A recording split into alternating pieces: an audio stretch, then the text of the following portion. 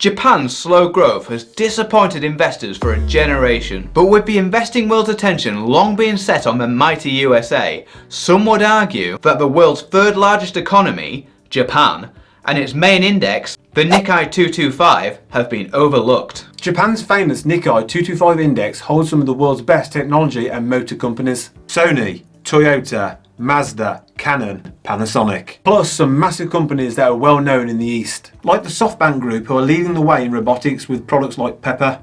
Like Alexa, but 4 feet tall and can read your emotions. Japan's problems are no secret. Among the biggest are an aging population, persistent deflation, and high levels of public debt. And this has kept its stock market value depressed for decades. But coming out of the Covid Recession, will we see a return to the strong Japanese stock market of old? Let's check it out.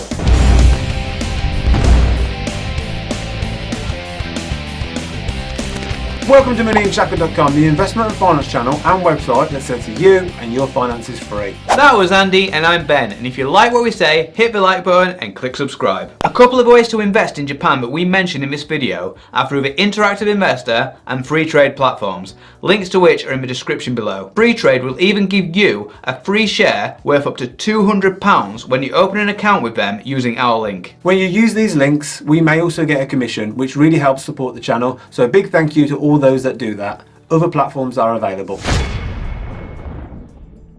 Expand your horizons. As investors, we want to own the world.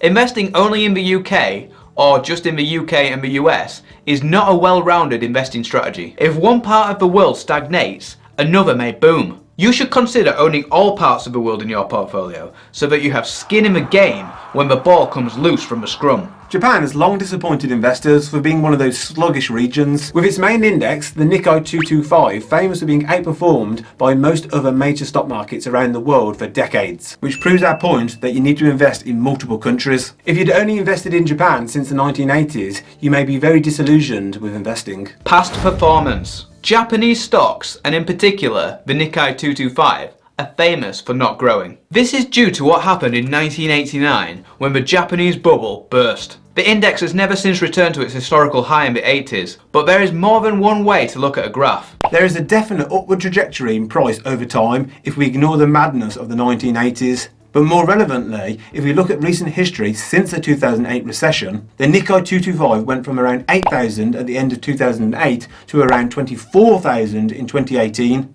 tripling in value over 10 years.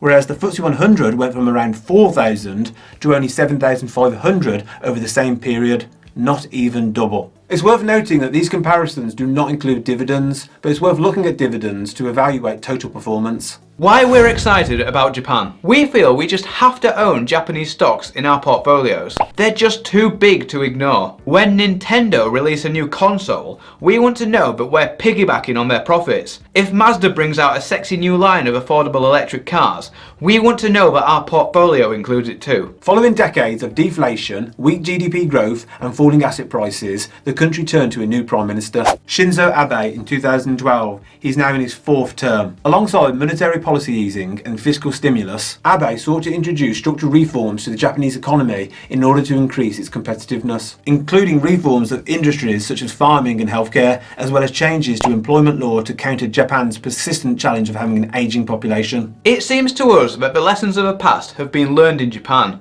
and we see no reason why Japan shouldn't be treated as just another major global player on the investment stage. Frankly, not owning Japanese stocks would be a miscarriage of justice to our portfolios. Bargain PE ratio. A lower price earnings ratio means you're getting better value for money. The shares cost less for the same earnings. The price earnings ratio of the Japanese market as a whole is 12.4 as at 5th of May 2020. The PE ratio of the S&P 500 index in America, on the other hand, is 17.4. This means that Japanese stocks are cheaper to buy than American stocks for the same level of earnings. This means that the market is prepared to pay more for current US earnings. To us, it looks like there is more value to be found in Japan. Problems with the Nikkei. Unlike many other indices whose stocks are ordered by market capitalisation, the constituent stocks in the Nikkei are ordered by share price. This is called a price-weighted index. This flashes up red flags to us as investors, as it is a totally illogical way to invest in a bunch of companies. Think of it like this. The top company on the index, Fast Retailing Co., contributes 9.2% of the value of the Nikkei 225 because it happens to have a high share price. But that company only makes up 0.7% of the Japanese stock market by market capitalization. A high share price doesn't mean much at all.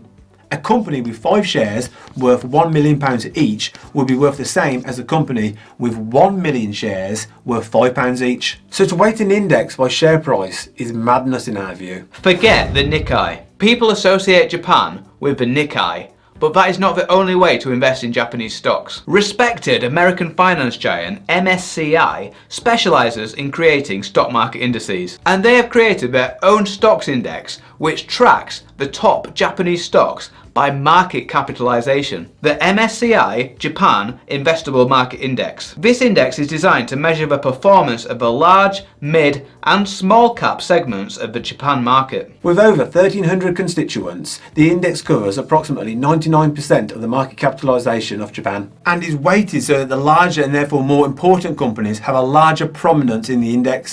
Exactly what we want. How to invest in Japan. One way to invest in this MSCI index is to use this ETF.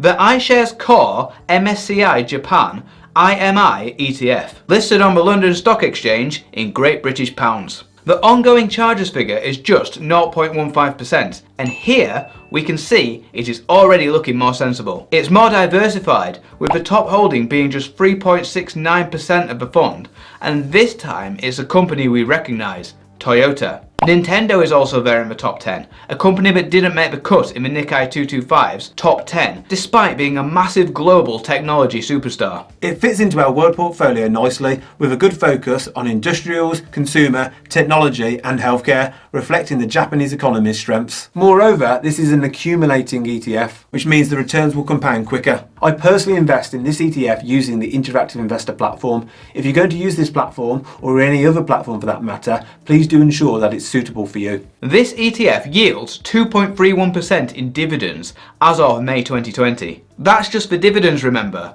Who knows what the growth will be on top of that? But we'd like to think that coming out of the current economic crisis, Japan will see growth along similar lines to that of the other world economies, if not better. Free platform alternatives. You can also invest in Japan through the free trading platforms, and I invest in Japan using the Free Trade app.